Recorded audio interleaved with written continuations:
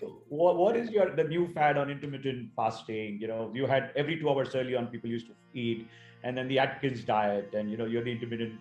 Expand a little more on the uh, intermittent fasting. 16 hours and 8 hours. So intermittent fasting is therapeutic. But again, I ask people, why do you put yourself into a box of 18:6? Why not 17? Why not 19? And no one has answers. No one has answers. The point is, fasting is good. Even the minimum of 12 hours of fasting is good.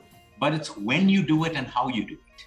So if we go back into science, the circadian rhythm, and several religions that also stop eating after sunset and starts eating after sunrise, that is connected not just the religious part with the circadian rhythm.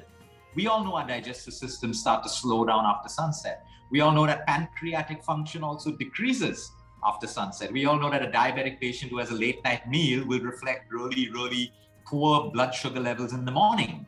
So it shows that we operate within a law of nature, biorhythms, circadian rhythms, like the eye, light and dark, signals melatonin production, melatonin reset, all of that stuff through the retina.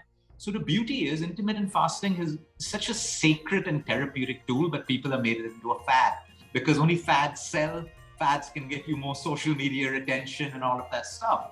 Of course, sometimes there are very therapeutic long fasts, which have been witnessed to in Mexico, Los Angeles, California, where there are these integrated hospitals where the doctors do a supervised fast for cancer patients. End life. They do 9 days, 10 days, 11 days in a very controlled environment. Your pressure's being checked, your urine output, beautiful. And we've seen some beautiful results. It works on the concept of all the energy is now going towards your recovery and not digestion.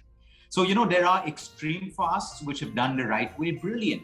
Now, we can't bring down an extreme fast into the life of a layman and just say it sounds good and I'm going to do it.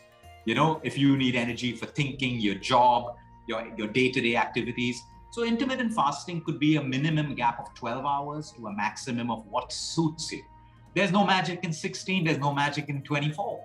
Sometimes if people want to do a 24-hour fast, these people usually do it again in religion according to the moon, right? Or they do it once a week. So the thing is, if fasting suits you, do it, but don't make it a diet.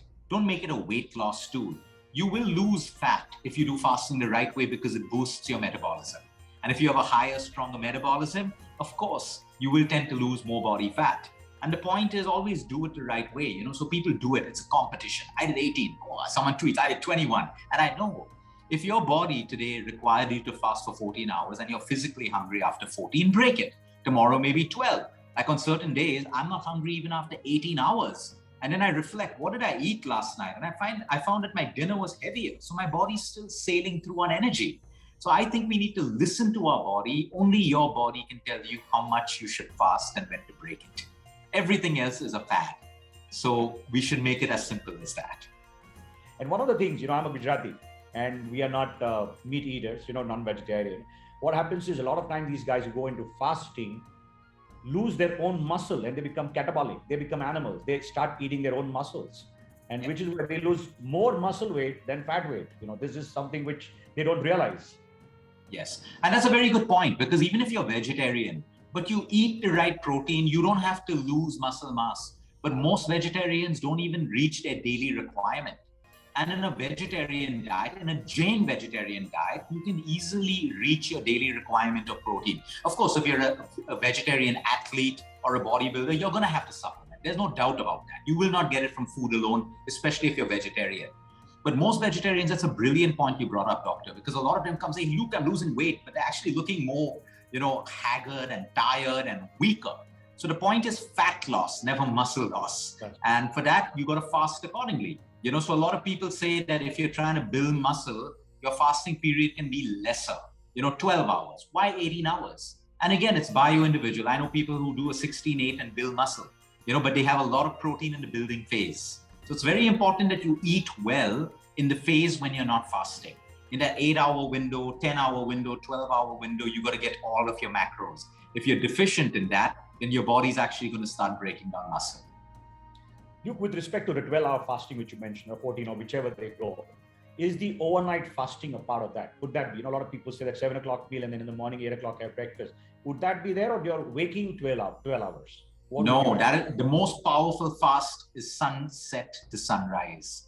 And the beauty of it is it includes your sleep time.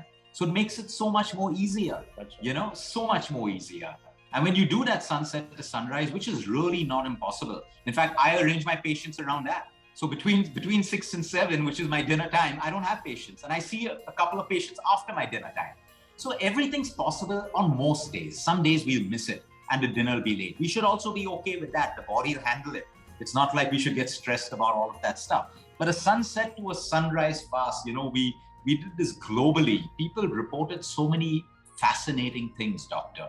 One is deeper sleep, waking up with better blood sugar levels. People with arthritic pains, they would wake up with stiffness in their joints, calf muscles in the morning, reported that the inflammation was low. So what does it signify?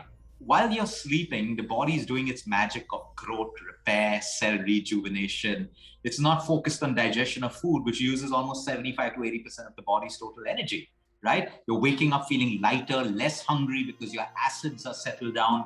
So it's something which is so natural, so simple, and so scientifically deep and free.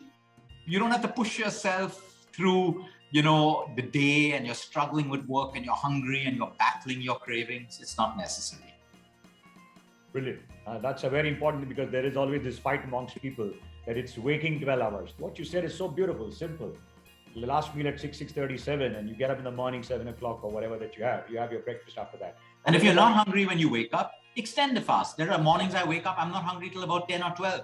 So then I actually go on to maybe 16 or 17, but I'm listening to my body. If I'm hungry at 10, I'll eat at 10. So listen to your body, like you said.